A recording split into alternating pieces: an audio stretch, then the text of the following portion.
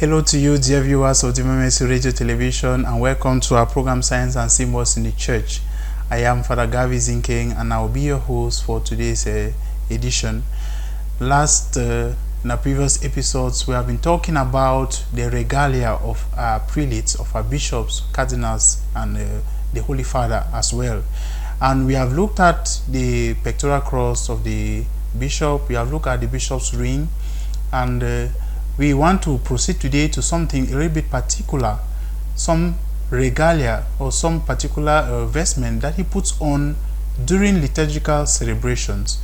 The pectoral cross and the bishop's ring could be worn at any time in the course of liturgy or out of the liturgy. He wears these, but what we are about to talk about today is particular to the usage within the liturgy. Today we shall be talking about the bishop's mitre and crucier. What is a mitre and what is a crucier? Is it just some fancy dressing that the bishop puts on, or does it has a meaning? And why do the bishops put that on and the priests do not put that on? I remember very well that I once celebrated mass in one mission station, and the bishop had just been there, had just been there for pastoral visit, and a young boy came up to me and asked, "Where is my own stick and where is my own cap? Why am I not putting on my own cap and holding my own stick?" And it is interesting to realize that these are the questions that not only children have about the things that they see with our bishops or on the bishop's ornament, liturgical ornament, but even adults do have these questions. It will be important and informative for our faith and for our religious well-being that we try to find out more about this and be more informed. So today we shall be talking about the mitre. That will be the first that we shall talk about in today's session. We shall discuss the mitre. What is a mitre? What is the symbolism? What is the history behind the wearing of the mitre in the church? By way of definition, I want to just say that the mitre, as we know, as we can see on the images on the screen, that the mitre is simply a headdress, something you wear on your head. And the word mitre comes from the Greek word mitra. The word mitra means a headband or a diadem, something you wear around your head. So that literally, that is what mitre means. That is the meaning of mitra, headband. But then what does it mean? In the Old Testament, we realize that the high priest and other priests wore a very distinctive garb, which included the mitre. The book of Exodus attests to this. When you read Exodus and even part of Leviticus, you get the description, the prescription that God gives to his priest through the prophet Moses on how the priest was supposed to dress, on how he was supposed to be dressed before he goes in to offer sacrifices to God. I'll read an excerpt from here from the book of Exodus, which says, "Aaron and his sons wore woven tunics of fine linen, the mitre of fine linen, the ornate turbans of fine linen, and sashes. We've discussed sash here in some of our previous episodes, talking about the regalia of the priest. Sashes of variegated work made of fine linen as well, and a violet, purple, and scarlet yarn, as the Lord had commanded Moses." So that was clear instructions from God on how the priest was to dress, on how Aaron and his sons were to dress. And that tells you that already the mitre is a prescription from God. The wearing of the mitre by the priest is very old biblical, Old Testament tradition that the priest wore on the prescription from God given to Moses. And so the plate of the sacred diadem was made of pure gold and inscribed on the seal, engraving this headband, right? This headband. I'm still reading from the book of Exodus. And what was inscribed on that headband, the mitre? Sacred to the Lord. So that means that when the priests in the Old Testament, Aaron and his sons, wore this headband with the inscription on it, "Sacred to the Lord," it signified that the wearer, the minister, the priest is consecrated, is sacred to the Lord. And that is just what the bishop is. The bishop is sacred to the Lord. The bishop is consecrated to the Lord. and he tied this over his head on the mitre with a ribbon. You can read Exodus chapter 39 verse 27 to 31, Exodus 39 27 to 31, or Leviticus 8 verse 7 and verse 7 to 9. Leviticus chapter 8 verse 7 to 9. You'll be reading some of these on the history behind the liturgical ornaments that the Old Testament priests wore, and you will find in there the mitre. Now let us go into history to understand the origin of the mitre, how it came to be as we have it in the church today. Exactly when the church adopted the mitre as part of the bishop's liturgical vestment is not very certain. It's not very clear. However, one tradition holds that the mitre's usage dates right back to the time of the apostles. Already, we have seen some intimation about the mitre from the Old Testament, from the priest Aaron and his sons. But then how it came to the usage in the liturgy, remember that we are talking about the Old Testament here, and by then the sacrifice of the Holy Mass was not yet, as yet. It was with Jesus Christ and handing it on to his apostles that we have Holy Mass as we have it today. And so some tradition says that it is right back to the time of the apostles that this tradition began.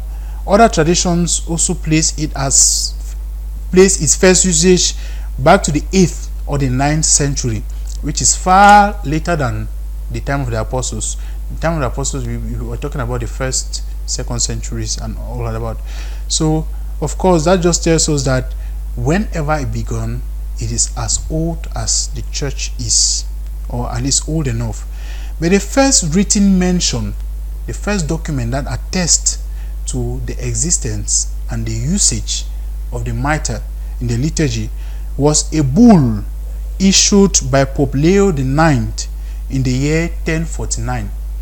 In the year 1049, Pope Leo IX issued a bull which granted bishops, particularly the Bishop of Eberhard of Trier, the Roman mitre. He actually gave him the Roman mitre and granted him permission as a sign of his authority and primacy of the Diocese of Trier.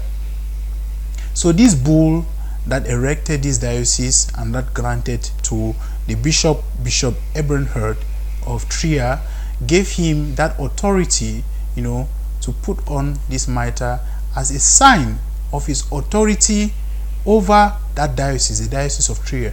And so that already tells you that behind the symbolism of the mitre, there is the whole idea of the authority of the prelate, the authority of him as shepherd of that particular diocese.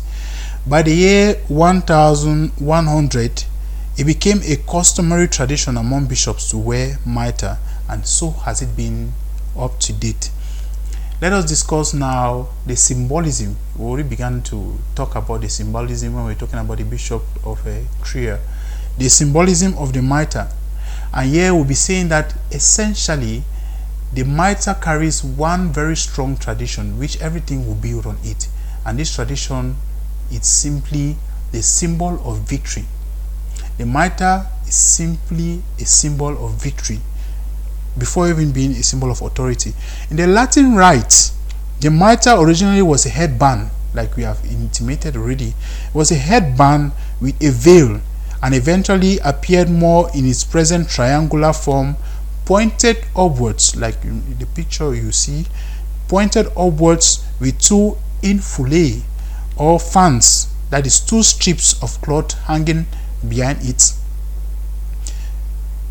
Later on, many people suggest that this infulae or these two strips that fall right behind it originated from a sweatband which the Greek athletes wore.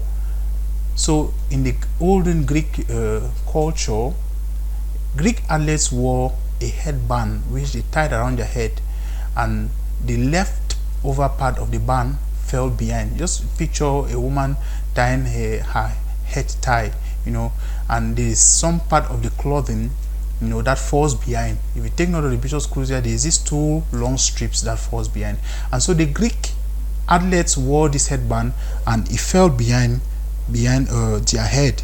And it was tied with a knot. But since after victory, this athlete was crowned with was given a crown, was crowned, right, with something like a crown, like a king, which is like the mitre. This was very much attached to this headband, and so all of it, the crown and the headband falling with these two strips, was given the connotation of victory, of the crown of the victor. So you begin to understand that that is where that tradition of wearing the mitre came from. And so because they easily saw in the victor, or the person who won, the winner, that crown of the headband falling behind, with which was normally to prevent sweat and all of that, which was crowned with the crown now on the head. All of that was simply seen by the onlookers as the crown of the victor.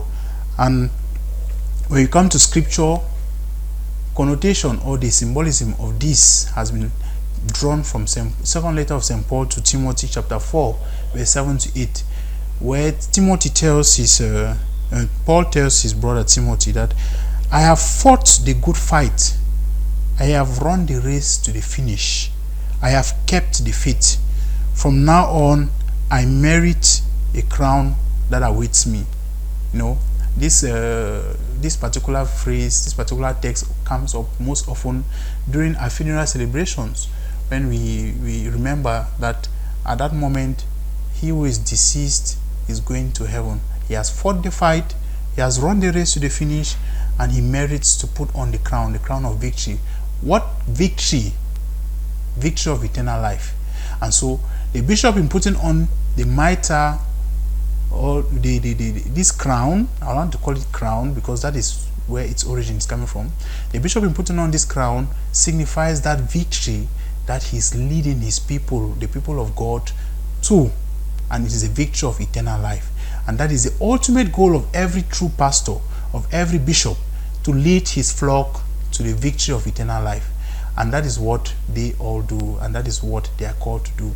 So this headband, this mitre, signifies the authority of the bishop as leader of his flock, yet more so a leader who is leading his people to victory, who is leading his people to eternal life, the victory of eternal life, which is the ultimate goal of every Christian. So that was the little we had to share with you about the mitre worn by the bishop. Thank you very much for your keen attention. Stay tuned to our program Science and Symbols in the Church, and to Divine Mercy Radio Television. Thank you.